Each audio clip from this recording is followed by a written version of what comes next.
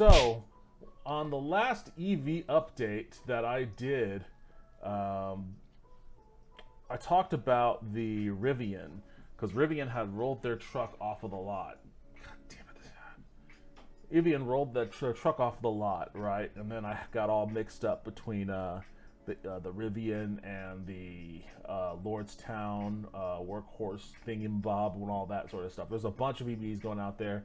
If you're not familiar with it, it's kind of easy to get tripped up and not know. And there's new stuff that I hadn't heard of that I'm going to go over too. So let's just move over here and check out the biz.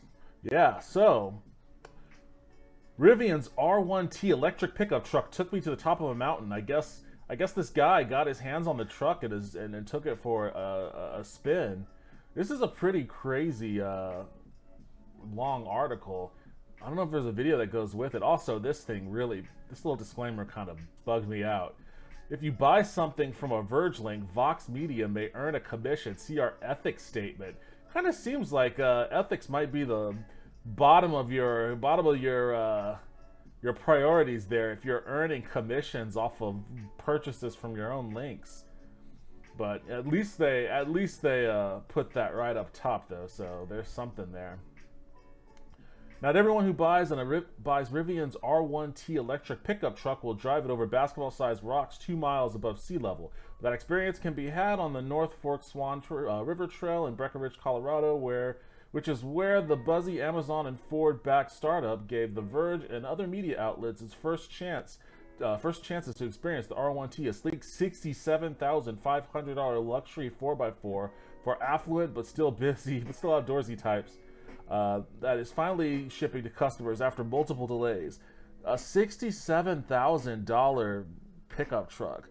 Now, yeah, those exist outside of the EV world too, particularly stuff like the King Ranch F-150 and stuff, or F-250 even. I don't know if they make a King Ranch F-350 or something like that, but I would imagine that those would also top out at around the $67,000 to $70,000 mark for a truck.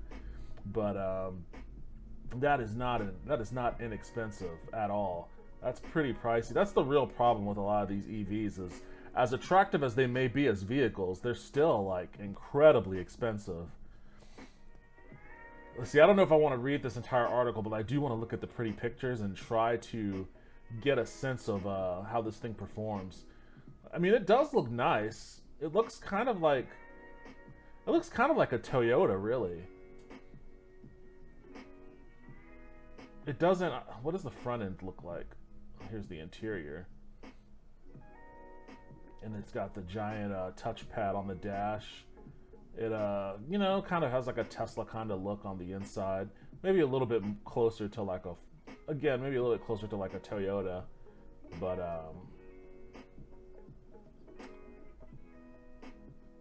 so let's see what this says. While the trail took up the majority of driving time, I'll start with what it was like to drive the R1T on paved roads, since that's where most trucks are driven. I got to experience a wide range of conditions, from zooming up winding mountain passes to sitting in slow-moving construction traffic. Rivian's truck weighs... distracted here.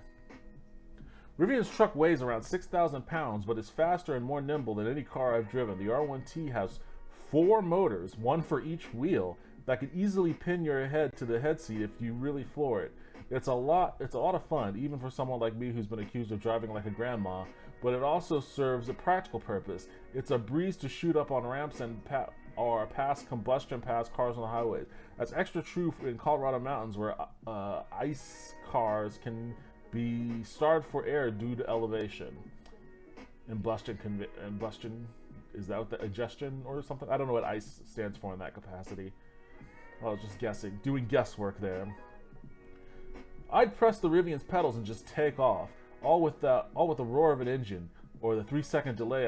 All without the roar of an engine, or the 3-second delay I'm used to in my 2008 Subaru Outback puzzles over what gear it should be in. Okay, so I mean that's an EV for you. It has its power. I wonder how its torque is though. Like, can you tow ship? They call it a luxury truck. And most luxury trucks aren't used for like workplace, used on the workplace. So there's no talk of torque in this thing. Why don't they have a video for this, man? Like, you're trying to fucking talk about a vehicle, show video of the vehicle driving. Nobody wants to read like fucking 12,000 words about a car that you could watch drive. That's what the fucking internet is for, dude. Haven't you heard of YouTube? Put a fucking video on YouTube over this shit. I'm gonna write a 5,000 word essay on why this car is a pleasure to drive, but I'm not gonna show you. You fucking dick. I'm not gonna read all this shit. Are you kidding me? I wonder if there's a video that a better human being put on YouTube. Ben Sullins. He almost died. Not clickbait. Alright, Ben. I almost died. Not clickbait. Well, buddy. I guess I'll give you a shot. What's inside? Family? Huh? The fuck does that mean? Inside EVs US. I don't know if you can hear that, but the thunder is rolling out there, and it's really kind of like massaging my temples right now. Motor Trend. That was 4 weeks ago, though. Let's see what this guy has to say.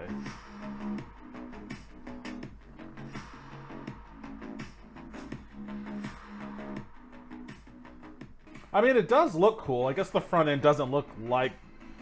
I thought maybe the front end would look like an F-150, but it has its own unique look. I kind of like those headlights.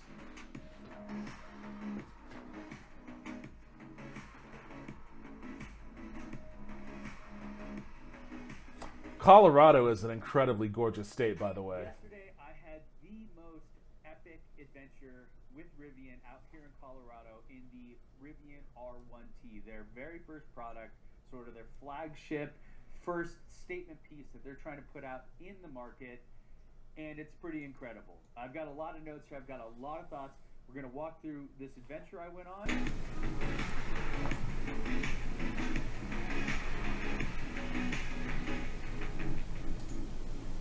Yesterday, I had the most epic adventure with Rivian out here in Colorado in the Rivian R1T, their very first product, sort of their flagship first statement piece that they're trying to put out in the market, and it's pretty incredible. I've got a lot of notes here. I've got a lot of thoughts. We're going to walk through this adventure I went on that was unlike anything I've ever done before, and we're also going to then go into kind of all the details about the vehicle itself. First off, I'm in Breckenridge, Colorado, which is about an hour outside of Denver, maybe a little bit more than an hour. And there's about 7 vehicles here that we are in sort of a caravan. And we went on this off-roading trip where, there's Zach, hi Zach. Zach was here. And we went on this off-roading trip through the mountains where we're at about 9,000 feet now. And we went all the way up to 12,000 feet. And it was pretty intense. There was a lot of rock crawling where we're actually going up over these really steep rocks and boulders, and then there's this articulation where there's... The headlights kind of make it look like the kinds of robot enemies you would see in a FPS of some sort. Like, I guess we finally obtained the future. It was intense. It was really cool, and then the altitude sickness started to kick in. Alright, here comes Ben, Mr. San Diego over here. He is having some altitude sickness, maybe. Yeah. Breathing in some air. Shots of air. Woo! Yeah, I can feel it. I can feel it. Like, I just barely walked a little bit, and all of a sudden I'm a little winded. So, it's not just people living at sea level. Yeah, imagine playing football in those conditions, dude. Like, I know that in sports, home field advantage doesn't really mean much. It pretty much means that, you know, the crowd roots for you. And especially in football, like, the offense... you know, they get the quiet crowd so they can communicate their plays and whatnot easier. And then when the defense, when the opposing team gets on the field, the crowd gets loud. It makes it difficult for them to communicate their plays and all that. So that's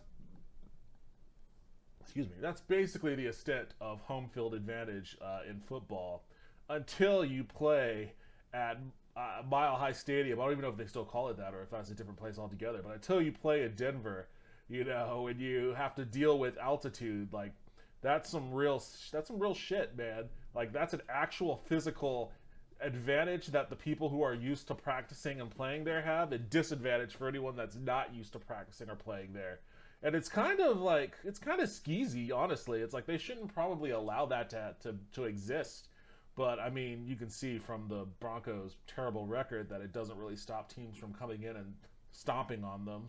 But I mean, it's a real thing. And there's like, they warn you, like, if you go to these places in Colorado that are really high above sea level that give you altitude sickness and shit, like, don't go swimming if you're not used to it, because you will probably drown. You don't take in air the same way that you would like swimming at a beach in LA or something. So when you're way up above in thin altitude and you're trying to swim, you will find yourself out of breath way faster than you are probably used to. You can get into a lot of trouble in those situations. So yeah, Colorado is no joke, man. You got to be prepared.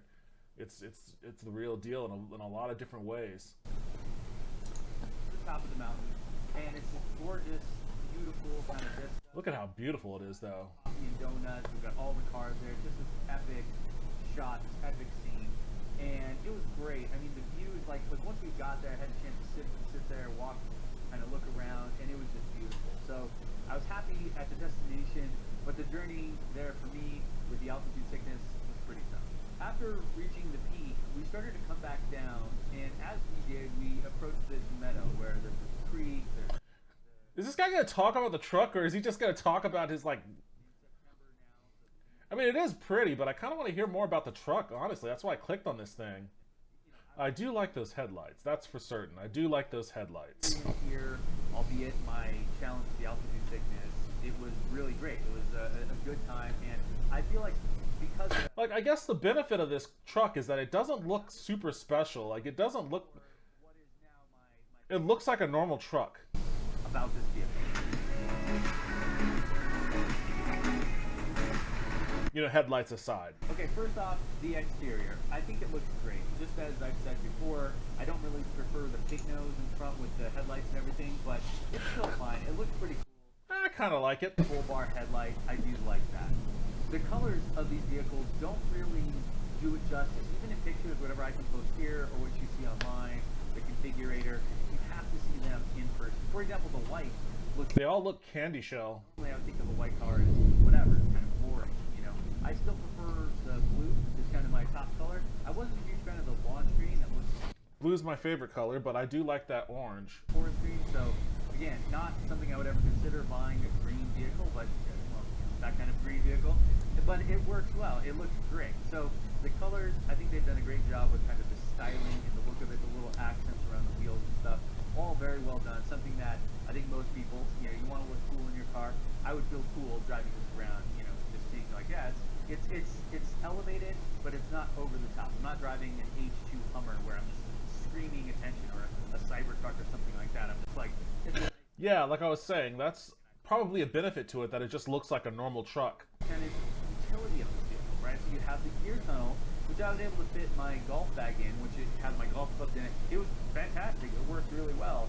Throughout our day yesterday, and you know, even at night or just hanging out here back to the loge, we were able to like pop those down and sit on them. You wouldn't really think of it, but this is one of the unique kind of features or quirks and features, as you might say, of this vehicle. It's really cool. So the gear tunnel, thumbs up, love that. The other thing I was surprised by was the front. Now the front is flat. It has a false bottom, tons of room. You can even kind of reconfigure it, I guess. I haven't seen it, but they've changed it all kinds of different ways to set that up. And then because it's flat and the height it's at, when you're parked having a picnic, something like that, I could see being at the beach, having a coffee. We were doing it in the meadow, those kind of things. You can just lean up against it, set your coffee there, set your food there, whatever it is, and it works super well. So I was surprised by that, because the front in my Tesla I basically never use, you know, unless I just need extra storage. It's more of a pain in the butt, and that's partially because in this vehicle, the front trunk is power lift gate-ish. It's automatic, so I can hit a button, it goes up, I hit a button, it goes back. You know, I was surprised by that, and I think it's a great feature, and hopefully one that, you know, any other truck EVs that come out will have that same kind of capability, the same kind of layout. Now when it comes to the bed, you have this power tunnel cover, so you hit a button and it goes. That's a pretty cool feature, particularly for people that do haul things in their trucks. I don't know if that's going to be the market for a $67,500 truck, but I guess it's nice to always have there, especially if you're going to dump a couple of bodies back there. You can easily dump a body back there and cover it up real quick. You don't have to worry about tarps or anything. That is kind of small, I would say. It's not geared towards somebody that's hauling lumber, doing a lot of stuff like that.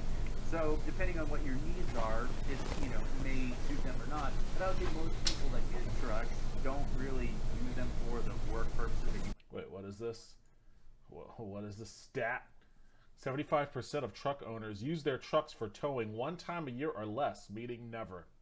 Yeah, that sounds about right. But I mean, 75%, that means 25% do, and a lot of those 25%ers are, you know, they work in construction and shit. Like, those are the people that aren't going to be buying this truck. I mean, because it's just cost prohibitive, honestly. Not that they wouldn't like or make use of a good electric truck. Like, if you're, you know, work construction, you probably don't, I mean, unless you're like some fancy-ass foreman that wants to show off all your money, then yeah, you're either going to get like an expensive-ass King Ranch or you're going to get one of these things. But this doesn't have the cachet that a King Ranch F-150 has. So, you know, if that's your mindset, you're going to go with the King Ranch. Get yourself all that nice stitched badging on the interior and whatnot. Show off that King Ranch badge. But I mean, if you want an EV truck, then right now this is your only option. The Cybertruck still isn't on the market. The Lordstown's probably never going to be on the market. It's expensive, you know. And if you're working construction, you're probably not feeling like spending $67,000 on something you're going to beat to shit. But I could be wrong. Who knows? I'm willing to bet I'm not, but I could be. But I'm not. But I could be. But I'm not. On the tires as you go to get more traction, what you do when you're off-roading, and then when you come back, you want to get back on the road, you just air it back up. Now this is a separate compressor that is used specifically for this purpose than what is the one that uses the air suspension. So you have the air suspension, which controls the ride, height, and all those kind of things. Then you have this air compressor made specifically for, you know, use of that little valve there. So really cool features. Again, just extremely capable. They really have thought of everything with this. One thing I don't have a lot of thoughts on, because it's just kind of, we saw it here and there, is the kitchen that comes. What? I don't think it's worth $5,000, but it is really cool. What? I was expecting a lot of things, but I wasn't expecting. Oh, one thing I wasn't really feeling was the kitchen. The kitchen. There's a kitchen with this fucking thing? Look at it, dude. Oh man, it's fully decked. It's got 2 eyes. 2 electric eyes. I'm guessing. I don't think there's a propane tank under there. Is that a little sink? It's got like a little area for your spoons and pots and shit. Wait a second. Hold on. Let me go back to that other view. Yeah, I guess all of that kind of folds in and out. I guess it's that's kind of neat. I mean, it's self-contained and you slide it on into that little crawl space there. So then I guess if you're going out camping in the wilderness, yeah, you don't really have to worry about starting a campfire. You can just slide your little kitchen out from the little crawl space. It's all electric, as is your truck. So if your truck is well juiced up, then go ahead and light up your kitchen and use that power to cook you some stuff on a stovetop. That's very unique. I kind of like that.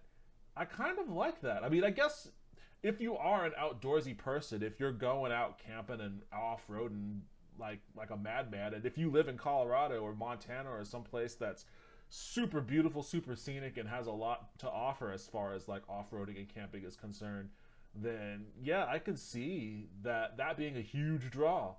$5,000 on top of the $6,750 or $67,500. Oh man, that's a lot, dude. That's a lot. That's a $70,000 truck. I mean, but a $70,000 truck with a kitchen. What else can you say? That is kind of neat. I'm on board with it. I like it. It's out of control, but I mean, if you're dropping 70 grand on a truck, give me something that other trucks don't have. And to my knowledge, no other truck has a kitchen. The kitchen that comes out I don't think it's worth the $5,000, but it is really cool, and I love how... I do think it's worth the $5,000. I'm completely flippant from my initial reaction on this. Like, I'm on board with the kitchen, and I think that everyone that buys a Rivian's wasting their money if they don't get the kitchen with it. Like, they should call it the kitchen. It should just be the kitchen. The Rivian kitchen. That's cool, dude. That's pretty cool. I want to see people cook on that thing. Like, real meals. What is this? Is that like a crank? Is that for the water or something? Like, is that a sink? I want to see more detail. Maybe I should stop pausing it. I want to see more details on this sink, on this kitchen. It actually kind of sits on a skateboard thing that you can get, or maybe down the road you'll be able to get, and then build your own configurable things on top of it. You could even DIY things where you have a DJ booth or something for construction, like a table that pops out. Or DJ booth is a pretty cool idea. The kitchen rails that it rides on, I think, are more cool than the kitchen itself. Because again, yes, it's really cool, it's beautifully integrated, but it's not something I would pay $5,000 for. You can buy an induction cooktop for $50 at IKEA. I have one. I've been using it for months now. It's great. You can buy all these things. It's cool how it's not neatly packed away, but not something that I'm really overly joyed about. Now, when it comes to the interior, where I'm at right now, inside. Fair points. Yes, I am inside of it. First off, the screens. You've got two screens, the one behind the wheel, a binnacle dash, as you may call it, or just a dashboard. It's large. There are fairly sizable bezels on it, but the resolution of it is really good. The information display is really minimal in terms of they're not crowding a ton of info on here, like the speedometer is really big and easy to read. The kind of full self-driving preview, if you're a Tesla fan, the visualization of the truck with all the surrounding things is really cool as well. And then on the left side, you have your navigation, which I really appreciate having directly in view, seeing the turn-by-turn where I'm going and what I need to be doing when I'm driving. So that screen, I'm a fan. I wish this guy would show better shots of what that actually looks like. It's a landscape mode as well. It's pretty wide, and it works, again, high resolution, has all the things, built-in Spotify, all the menus are here, cameras and all that. I would say it's great. I really appreciate the modern tech vibe of it. And one thing that I came to appreciate more and more was how integrated these screens are. They sit relatively flush inside of the interior. They don't pop out or stick out anywhere. So it just feels kind of natural, It doesn't feel yeah. I don't like them when they're like popped out. They feel like last second add-ons, like they forgot about them. As you would imagine, you've got turn stocks on both sides. The right one is how you'll activate the adaptive cruise control and sort of autopilot driver plus, as you call it. And it's clean and easy. If you're used to driving a regular vehicle, this will feel natural to you. I do like the scroll wheels and the clicky buttons. I really appreciate that. I like that, knowing that I pressed it, not I accidentally slid my finger over it. So, well done on the steering wheel. Not something that I ever thought I'd be talking about on video, but now it's a thing. So, there we go. Now, interior, there's also something else cool that is from, a throwback to Tesla, which is the yacht bottom. So down in the center between the two front seats, you have the center console, of course, and I'll talk about that, but you also have the yacht bottom, which is just this big open area in the bottom where if you are picking up to-go food or you have a bag you want to throw down there, it's just nice that it's real big and open. It's something that I kind of miss in my old 2013 Tesla Model S, because now all the Teslas have these center consoles, and I feel like it's kind of a wasted space. There's not much going on down there. So this is actually, I really like this, especially in a truck where you could be having a lot of other kind of things with you, a lot of equipment or whatever. Just throw it down there, good to go. So unexpected, cool feature that I kind of miss from my old Tesla. The center console itself is kind of nice. It has this little French door thing that pops up, and inside of there you have some space with some plugs and things. And then you have an inductive charger in the front. The inductive charger, I don't believe can charge more than one phone, though. The way we were using it, we were putting our phones horizontally or kind of landscape mode, and it was charging them. That's fine. But, I kind of think it was a missed opportunity a little bit of it could have been set up where you had two spots distinctively set out for phones. But overall, it's there for you. Most of us are probably driving alone anyway, so it's not a big deal. But yeah, nice, clean center console, functional, nothing spectacular about it, but I would say it's well designed, and I like the wood trim and all the little finishings of it. Now, in terms of space, you have a ton of leg room in here. I mean, I'm, not the tallest guy in the world at almost 6 feet, but, with me and the folks that I was riding with, we all were very comfortable front and back.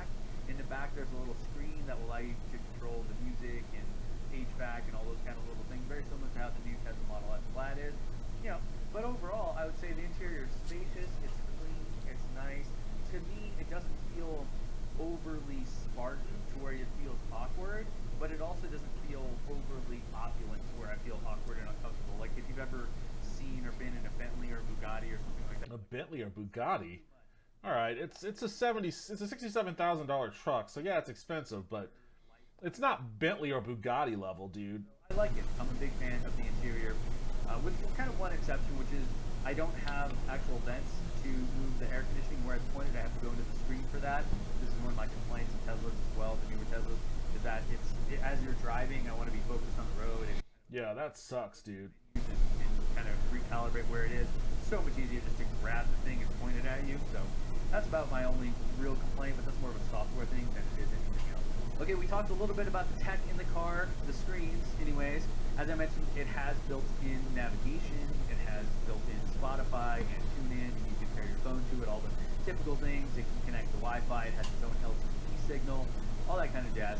Really good, modern, what I would expect for a car at this price, as modern and as advanced as it is. But it also has a thing called Gear Guard. And Gear Guard, if you're familiar with Tesla stuff, is like Sentry Mode, where it is using your cameras around it, and when a person comes up, tries to reach into the bed or something like that, it will start recording, and if they did more stuff to the car, it'll start like playing music and get really loud and have an alarm and all these things. So, cool. Again, something that Tesla kind of pioneered, and now they're taking it and doing it as well, and I love that, because that is actually one of the coolest features of Tesla is Sentry Mode. So I'm a fan. And with Gear Guard, I'm really stoked on it. So you have the interior tech, which I think matches all the modern. Is this thing all-wheel drive? Fast, which here it is. Then you have the conserve mode, which is just front-wheel drive, so it actually disconnects the rear axle. I guess it is. You kind of the best fuel efficiency, I guess you could say. You have off-road mode, which is what we were doing yesterday with things like rock crawl, which is great for doing this really kind of extreme or advanced off-roading where you are going and articulating like that. And then you have towing mode, which is for towing things, and it has a lot of different stuff for making that easier in terms of checking the brakes, if you have a trailer with brakes and all that. Then you have kind of the drift mode and all these other modes. Anyways, it drives really well, and with that, it has the range, the EPA range, right around 314 miles, which is an average of their best and worst modes, apparently. And these guys do the 5-cycle EPA testing, so I feel like that should give us a pretty reasonable level of confidence in those numbers and what you can achieve. One thing that's very interesting that I'm not sure they're going to stick with, because I know it's going to generate a lot of customer service calls, is the range being displayed will change by mode, which kind of makes sense. Here in sport mode, it's going to be using more energy, so you can go as far. But it also changes by profile on how you drive. So if me and my wife have this car and we both charge to 100%, but it's my profile versus hers, it's going to show us a different number. Also, when I charge to 100%, it will use how I've been driving to give me that top number. So if I buy this and it's at say 314 miles per range, top, full charge, and then after a week it recalibrates, I don't know what the cycle is, but it recalibrates, I'll get to the point where it might only show 280 or something like that. And that's going to generate a lot of customer service calls because people are going to think their battery's dying. It's not. So I'm guessing they may kind of change that. They may kind of... Yeah, that's... I mean, it's interesting.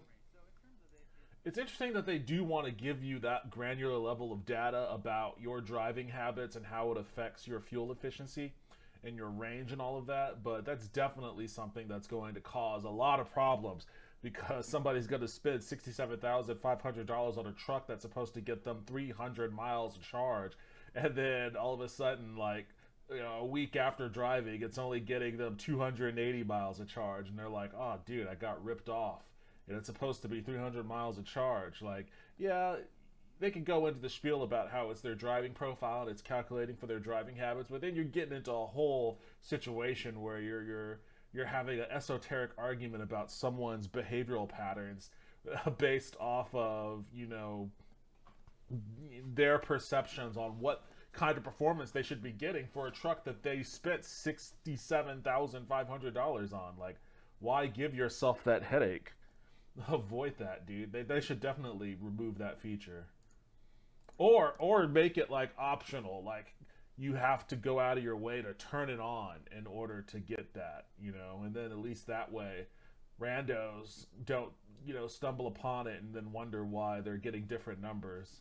You know, it's 300 plus miles, fantastic. For most trips, it's going to be all you need. They are building out a charging network. They're going to have DC fast charging up to 220 kilowatts is what I was told. And then the waypoint for the level 2 charging, I think this is the bigger focus for them. Now let me explain why.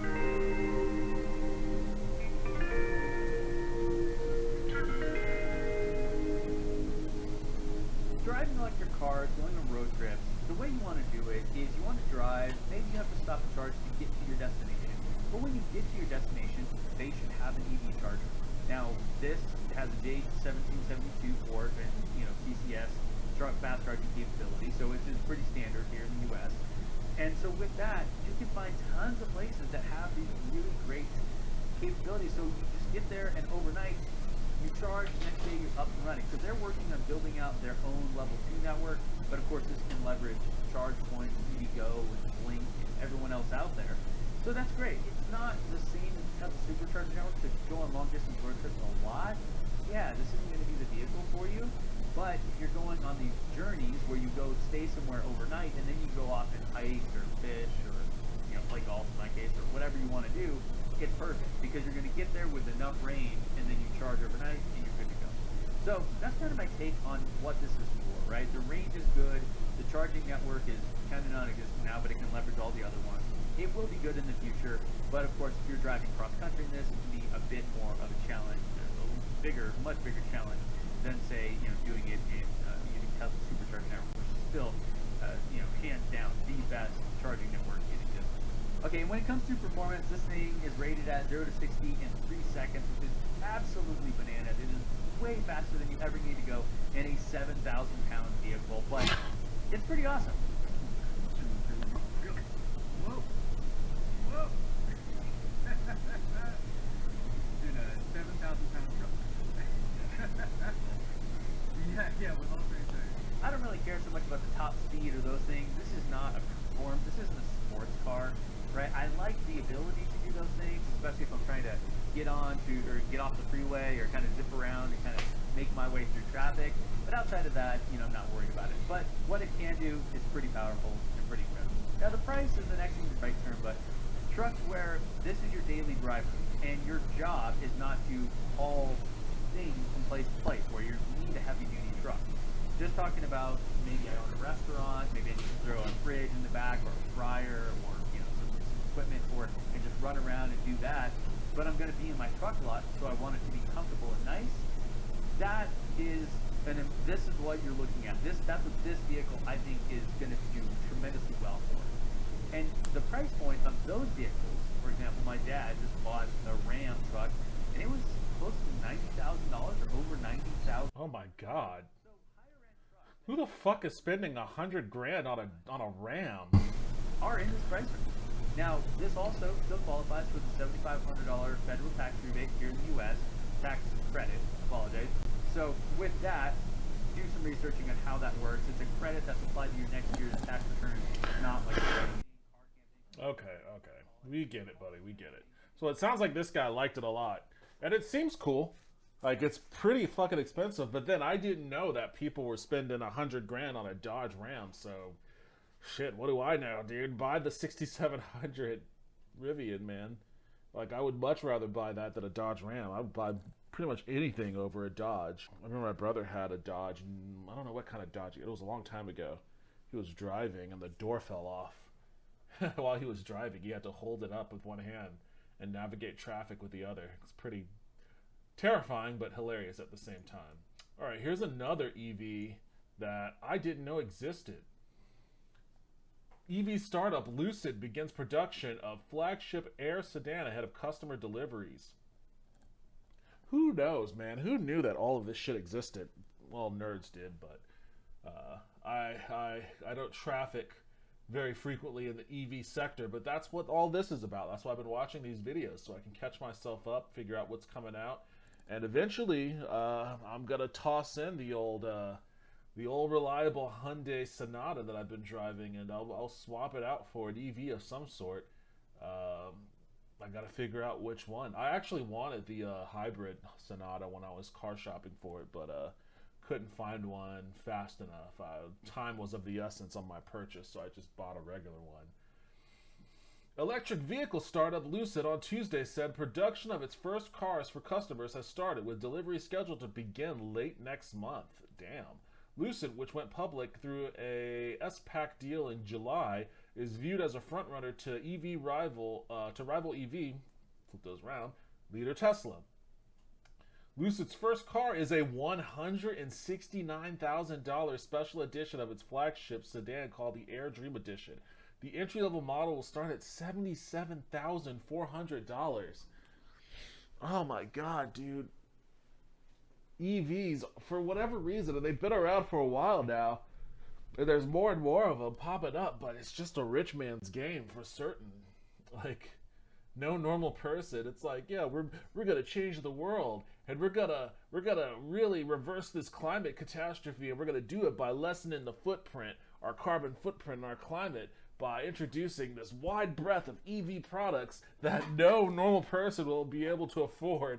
You know, like, only the wealthiest elite will be able to purchase and drive around in these vehicles, and hopefully, you know, there's enough of them to start reversing the crisis, but that's not quite how wealth distribution works.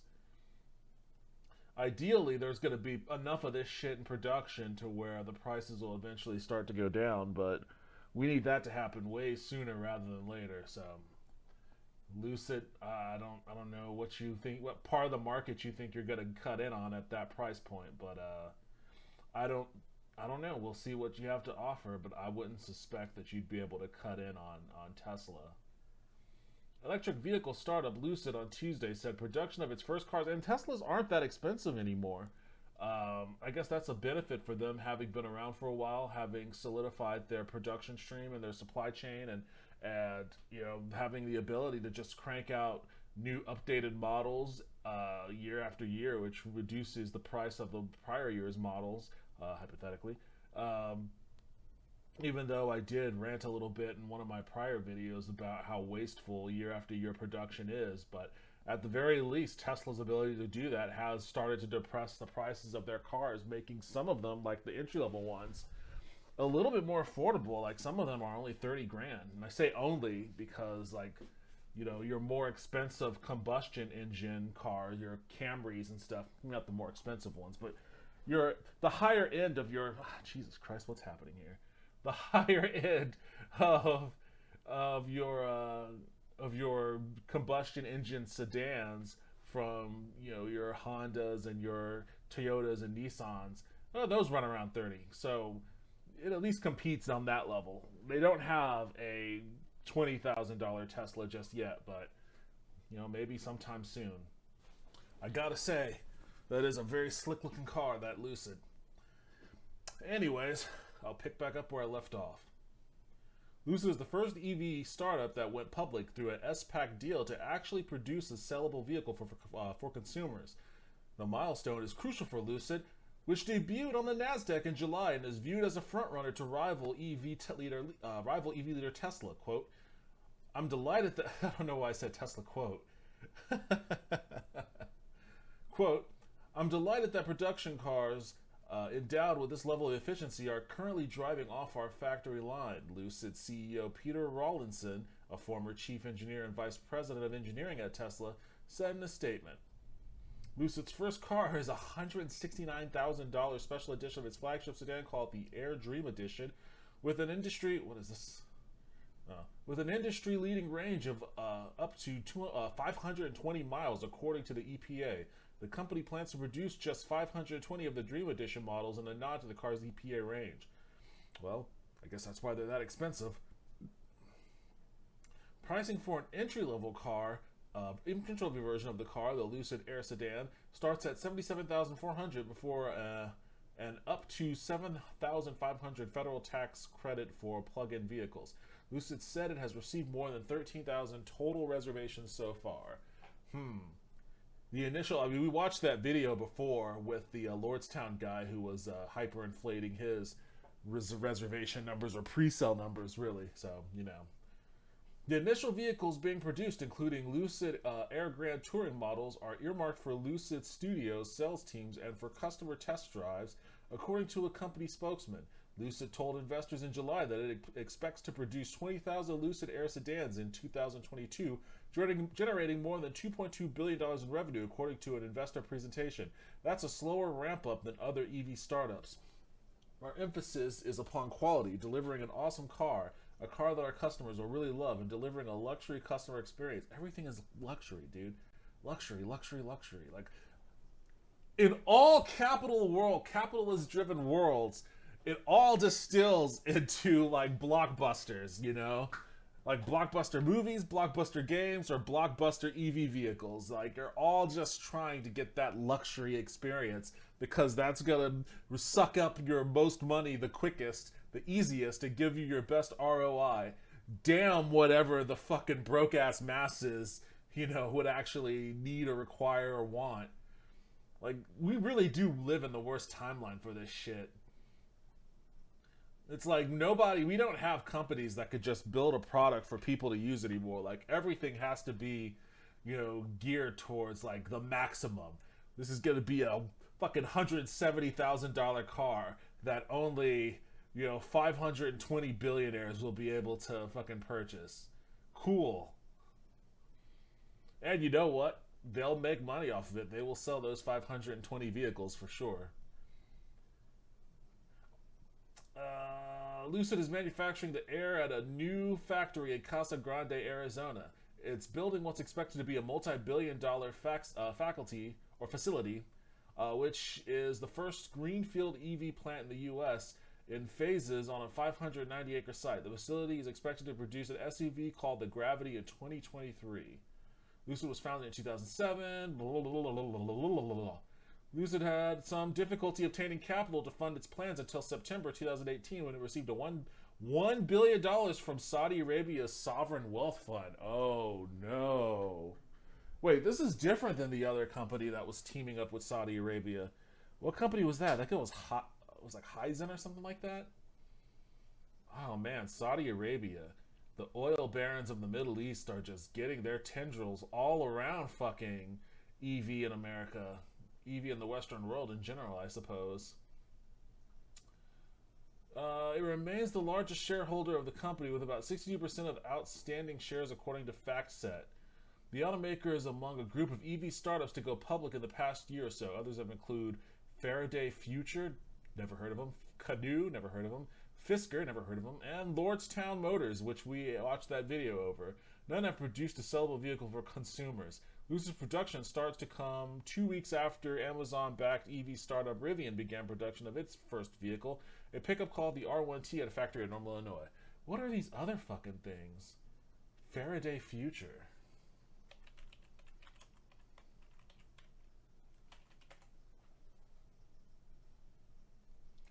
And they all have the same, like, Twin Peaksy looking logo.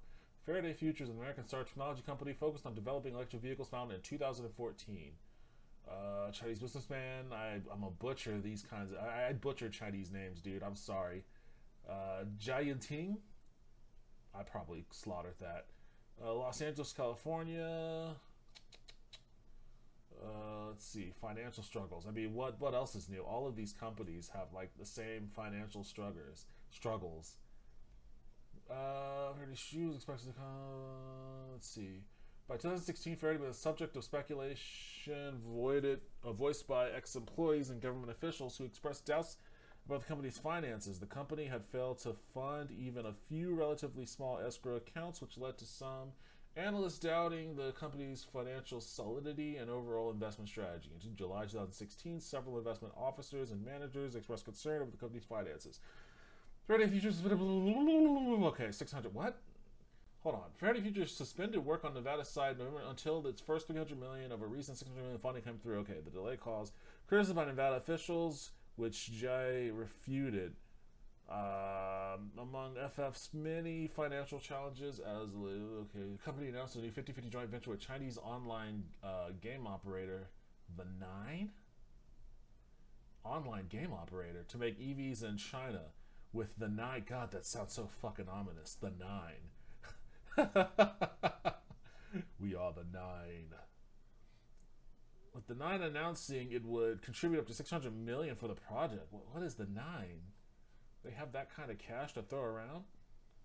Video games. The Nine is a Shanghai-based online game operator which had exclusive license to operate, and distribute World of Warcraft in China. Okay, that makes sense. Launched in June 2005, it has since become the largest online game. Okay, yeah, we know about that. Webs and Games, Mu Online. Okay. So they operate World of Warcraft as well as Guild Wars. Huxley, I forgot about that game. Ragnarok Online. Planetside 2, okay. Wow, and wait, the revenue, I guess, is 2014. So what, 10 million a year? Well, whatever they do, they make enough money, you know. I don't want to get, I'm spinning off into weird tangents here. Suffice it to say that I guess this The Nine, as creepy as that name is, they had enough money to go in $600 million on this EV, this struggling EV company. Filed for personal bankruptcy. The company's founder, Jai Yuting, filed for personal bankruptcy in the United States Federal Court in Delaware on October 14, 2019. Following Jai's personal bankruptcy, he decided to step down from his role as CEO of Faraday in order to assume a new position as Chief Product and User Officer. Okay, so becoming a public traded company. Well, okay, so that's one of them. What's the other one? Canoo. Another fucking creepy logo. Canoo is a startup American manufacturer of electric vehicles. The company plans to sell a minivan in the year 2020. I'm sorry, but just the way that's just so plainly flopped out there. It just seems like such a low-minded goal. And it's not, but it's no different than planning to sell a truck or a sedan, but it's just the way that the company plans to sell a minivan in the year 2022. I can't do a droopy dog voice. The company plans to sell a minivan in the year 2022.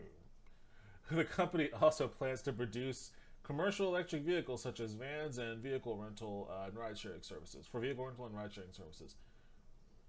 Canoo, founded in 2017 under the name Evelozid, by Stefan Kraus and Ulrich Kranz.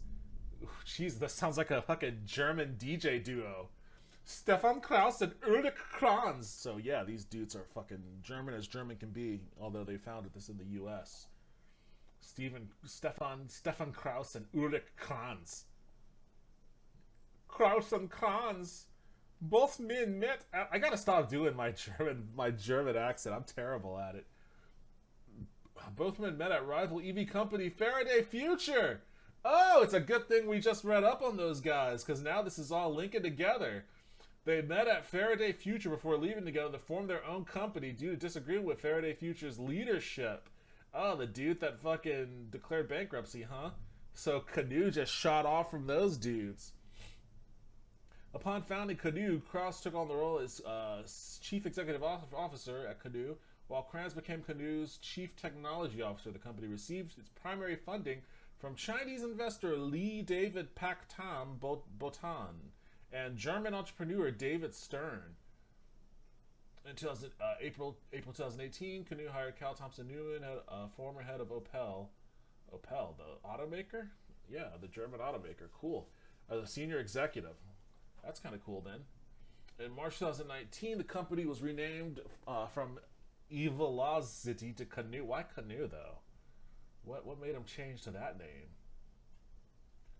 In September 2019, the company presented its first vehicle prototype, the electric van Canoo. In February 2020, Hyundai Motor Group, the parent company of Hyundai Motors and Kia Motors, announced that the company will partner with Canoo on the joint venture to develop a new electric vehicle platform.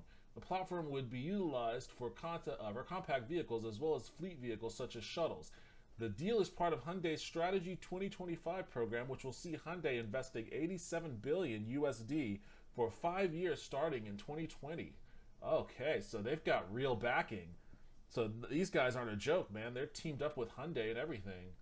In July 2020, co-founder, they've got the Opel guy, they've got Hyundai Motors backing them. This is much more legit than like, well, I guess Lordstown has a. Wait, was it Lord? No, Nikola has GM's backing. Okay, GM has a seat on the Lordstown Motors board, and has included Lordstown Motor in there. It's tier 1 supply chain. Okay. Wait, so. But GM also is partnered with Nikola. That's weird. I feel like something nefarious is going on there. Like maybe that shouldn't be. I feel like that shouldn't be legal. Feels like something about that shouldn't be legal. If GM, if Lordstown considers itself a rival to compete against Nikola, they're both EV rivals. Yet GM, sits on a board and has sit on Lordstown Motors board, has incorporated them to tier 1 of its supply chain, while at the same time also being big backers. Wait, are they backers of Nikola? Or maybe I thought they were. We watched that video that that donut video, and I thought that GM was backing these guys. Yeah. Seems like there's something nefarious about that deal, but we'll continue. Let's see. Oh wait, okay, shit's happening now. In July 2020, co-founder Stefan Kraus left the company. He had previously taken an extended leave of absence from Canoo in August 2019 in order to address family matters. Co-founder Ulrich Kranz assumed the role of permanent CEO upon Kraus's departure. Also in July 2020, Canoo was featured on a TV program, Jay Leno's Garage. In September 2020, Canoo announced a merger with special purpose acquisition company Hennessy Capital Acquisition Corp. Oh God! With the intent to list Canoo on the Nasdaq with a valuation of $2.4 billion. The expectation was to raise $300 million to help finance the production of a Canoo minivan planned for launch in 2022. On December 22nd, 2020, Canoo completed its merger with Hennessy Capital Acquisition Corp. 4 and was listed on the Nasdaq under the ticker GOEV. Oh, Lord, God. I was supposed to say, oh, Lord, oh, God, then I said, oh, Lord. Oh, Lord. A few days before its stock exchange entry, the company announced MPDV, multi-purpose delivery vehicle product line. The entry-level van is expected to sell for $33,000 when it arrives in limited quantities in 2022, ramping up production in 2023. In mid-January 2021, The Verge reported in the first half of 2020, Canoo had been in talks with tech giant Apple for a potential role in its secretive Titan car project. March 11, 2021, Canoo announced an electric pickup truck set to release in 2023. Everyone's getting in on that EV pickup game. Canoo will offer both single motor and dual motor all-wheel drive options for their pickup truck, with the latter being capable of producing up to 600 horsepower and 550 foot-pounds of torque. Damn. The company also said the truck will have 200 plus miles of range and 1,800 pound payload capacity. After the announcement, shares of the company rose by 14%. It was later announced in March 2021 that Canoo had terminated its partnership with Hyundai Motor Group due to a change in corporate strategy. The company also announced that it would shift away from vehicle subscriptions to selling commercial vehicles. Oh no, the one thing that got me hyped up from these guys just vanished. No more Hyundai Motor Group backing? Now they're out in the fucking islands with Lordstown. On April 22nd, well, I guess maybe not Lordstown. April 22nd, 2021, the company announced that co-founder CEO Ulrich Kranz was stepping down and would be replaced by chairman Tony is it Aquila or Akia? As CEO. Damn, so both of the guys, Kraus and Kranz, both bolted. In April 2021, the U.S. Securities and Exchange Commission, that's bad news once you start getting the SEC involved, launched an investigation into Canoo after its merger with Hennessy Capital Acquisition Corp. 4 due to a string of executive departures, sudden changes to its business model, and class action lawsuits bought by shareholders. Oof. On June 17, 2021, the company announced they would build a new factory in Pryor, just outside Tulsa, Oklahoma, to manufacture all of their future vehicles. The plant will be used to build pod-shaped vans it calls lifestyle vehicles. Oh, God. Beginning in 2023.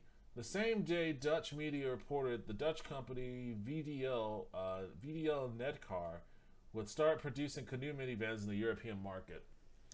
Oh, God. So they're under SEC investigation, too. Yeah, it seems weird that Kranz and Krauss both just up and bolted, especially after, like, bouncing on their deal with Hyundai Motor Group, you know, and being sold to Hennessy, not the liquor, Hennessy Capital Acquisition Corp, to be listed on the NASDAQ and raising all this money. This definitely sounds like a pump and dump. It seems like a lot of these EV companies are fucking scams, man. They're all cons. They're all conning their way to the fucking Fisker. Jeez. Do you ever want to know what's going on with Fisker? That just sounds like a con. Is that Wilson Fisk's? Is that Wilson Fisk's? Fisk's. How do you say Fisk's? Is that Wilson Fisk's EV company? Fisker? It looks nefarious already, but let's get into this one real quick. Fisker is an electric vehicle automaker founded by Henrik Fisker. No, it's Wilson. It's Wilson. It's Wilson. Fisker is an electric vehicle automaker founded by Henrik Fisker and his wife, Gita Gupta Fisker.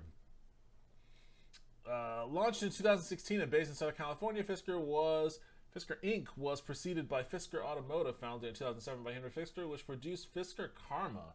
The fuck is this? Oh. So these was Fisker luxury plug-in range extended electric sports to have Fisker Automotive in 2012. Jesus, that's a deep hole to dump into, and I don't feel like doing that right now. Fisker is developing, but it seems like this is probably the most legitimate group, the legitimate company of the group, because at least this group has some history of producing a drivable car, it seems like. Government investigation. Oh wait, government investment. I'm sorry. I'm so fucking cynical on these cars that I'm just waiting for the reception and controversies, huh? This isn't for the EV. This is for the Fisker Karma. This is for their plug-in sports car. In 2010, the United States Department of Energy awarded Fisker a U.S. $529 million green energy loan, primarily to assist the company in transitioning the Karma, which is assembled in Finland, into American markets. Fisker collected nearly $200 million until February 2012, when the government froze the loan because the company was failing to meet the government's milestones. 3 months later, in May, Fisker spokesman Roger Ormischer told ABC News that negotiations with the DOE were ongoing and were hoping for a conclusion fairly soon. Okay, so the government wanted them to make Fiskers in America, and after giving them money to do it, they weren't seeming to have done it. Let's see, recalls, fire incidents, Tesla lawsuit. In April 14, 2008, Tesla filed a lawsuit against Fisker Automotive, alleging that Henrik Fisker stole Tesla's Model S hybrid technology, was using it to develop the Karma. Tesla's suit claimed that the design work done for the Model S sedan by Fisker Coach Build was substandard, and that Fisker Automotive diverted its best ideas to Karma. Oh, so Fisker... Wait, so did Fisker have, like, a deal to work with Tesla on their Model S at this time? And I guess the accusation was that they were using that deal to kind of ape that work into their own platform. On November 4, 2008, CNET News reported that Tesla Motors would discontinue its suit after an interim ruling in favor of Fisker et al. Alright, well, light controversies, I would say, at the least. So let's see what's going on here. On July 13th, 2020, Fisker announced initial public offering. All these people are just trying to rush to the stock exchange, dude. Just a mad rush to the stock exchange. And mergers. This is another pump and dump. Spartan Energy Acquisitions Corp., which is backed by private equity firm Apollo Global Management. Oh, this is almost definitely a pump and dump. Well, maybe not. These guys actually produced a car of some sort in the past. On October 30, 2020, Fisker completed the reverse merger and is now listed under the ticker FSR. In September 2019, it was announced that Fisker, partnering with Game of Thrones actor Nicholas Coster-Waldau, who will serve as a partner and sustainability advisor to Henrik Fisker to work on advanced, affordable, and electric mobility models. Is this what he's up to now? Like, I looked him up the other day because I remember watching a movie. I watched a couple of movies that he was in. I was going through that whole phase of, I wonder what the Game of Thrones cast are up to nowadays. And I know they all, well, not all, there's a lot of people in that cast, but some of the key actors tried their hands at movie careers. You know, you had Kit Harington in that Pompeii movie, and, you know, he's actually going to be in the MCU now, so he probably has a much better shot at reigniting those goals, at least. And Richard Madden, for that matter. Although Richard Madden was also in he's been in a couple of things. He was in a spy movie of some sort, I think with Idris Elba, but I may be mistaken on that. But he has a drama that's on Netflix, a BBC drama, I think, that was actually pretty interesting.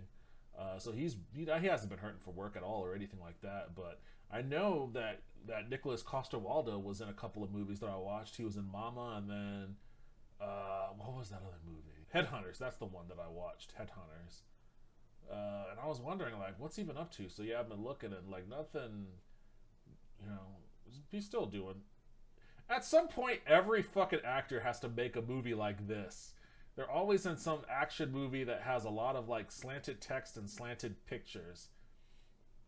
Some lame-ass direct-to-video like action nonsense. Is there anything on here about his work at July 27th? Fisker announced it was an advanced version of the Extreme E. The fuck is Extreme E?